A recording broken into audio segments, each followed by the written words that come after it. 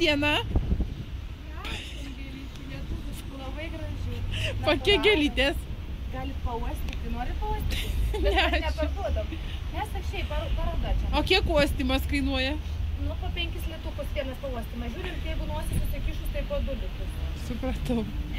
Ješant prekiaujam gėlėm. Ar brangiai mokat už kiosko nuomą?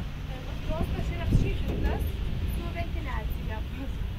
Kad pigiai, bet neišduosime komercinį. O stelažus čia pagal užsakymą darėt?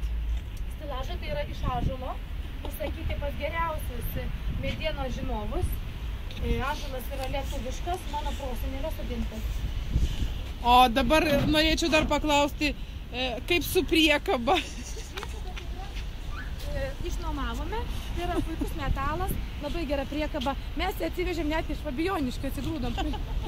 Pažinokit, tai yra šitas daiktas, mes prikabinom ir su pusę pagalbą mes atsigrūdom ją. Jeigu norėsim išsinuomot metalačį. O ten to nėra, ne? Ten to nėra.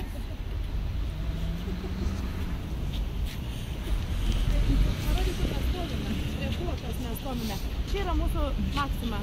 Čia mūsų išpirkta, bet mes tik nenorim afišuoti.